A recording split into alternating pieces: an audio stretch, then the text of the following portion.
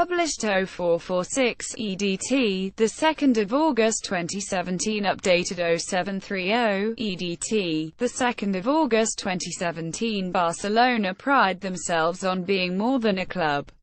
It's written into the seats of their stadium, but this summer the Neymar circus has shone an unflattering light on them and revealed a once proud institution as weak, directionless and suddenly very unconvincing on the world stage. No matter how things finish up with Neymar, and nothing can be ruled out in this pantomime played out across 3 continents, it is clear that they have been given the runaround by a 25-year-old kid and his agent father. The Neymar situation has left Barcelona's once proud institution looking exceptionally weak. The Brazilian appears to have been laughing at the club while orchestrating his move to PSG. They played catch-up on the story right from the start, and only after the tale of his potential departure to Paris Saint-Germain had dominated their entire US tour did they finally start fighting back. There were times when he seemed to be laughing at the club, dining out in a restaurant in Miami called the Paris Bistro at the height of the speculation.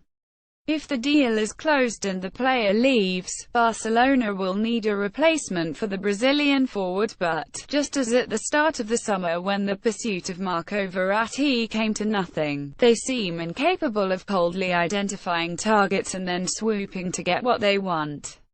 No one has won the Champions League more times than them this century, and across those 4 European Cup wins, Barca became a byword for fantasy football. And yet they struggle to make signings and now, in the case of Neymar, to keep their most important assets.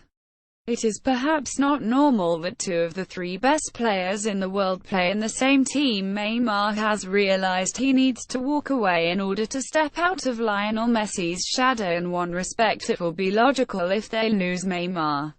Just like Cristiano Ronaldo and Lionel Messi, he has his entourage that consider him to be the best in the world and therefore worthy of the highest financial rewards. It's perhaps not normal that 2 of the 3 best players in the world are at the same club.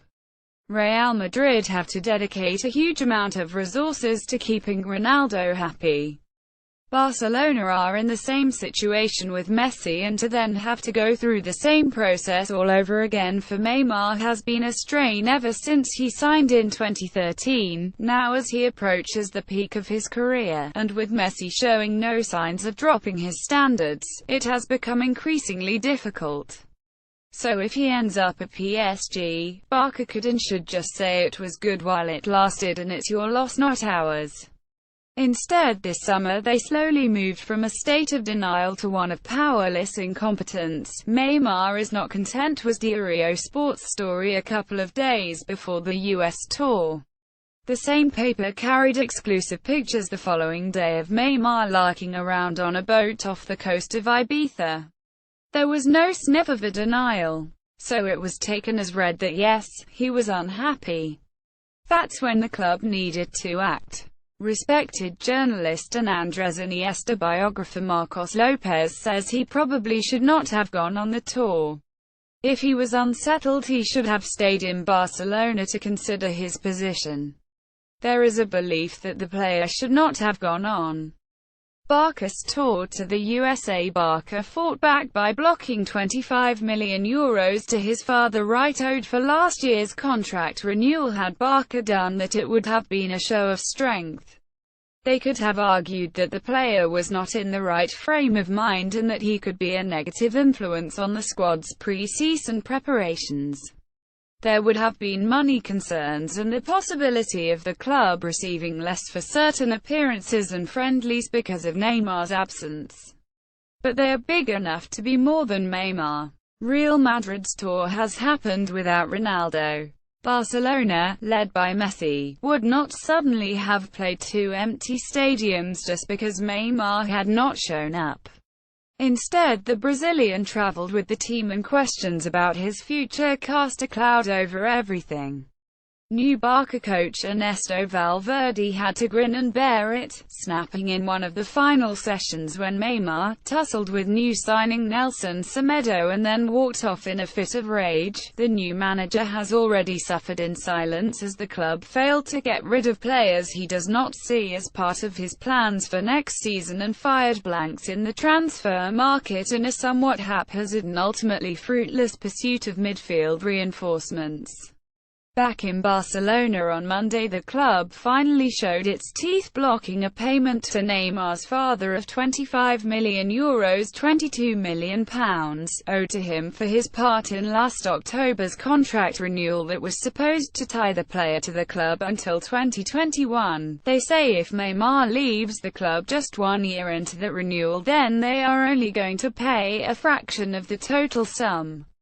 Barca consider themselves more than a club and must now prove this to their doubters. Time will tell if the contracts drawn up and signed at the time allow them to legally wriggle out of paying the full amount. Supporters are not overly confident, and most believe there is only one thing more daunting than losing Neymar, and that's the prospect of the current board let loose in the transfer market trying to replace him with almost £200 million flapping in the back pocket.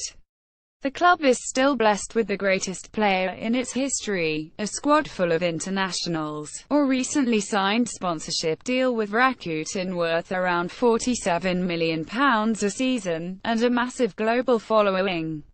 What they have lost is the healthy arrogance all great clubs have to say that no single player is bigger than them. It's time for the tail to stop wagging the dog and Barcelona to become, if not more than a club, then at least a big club again.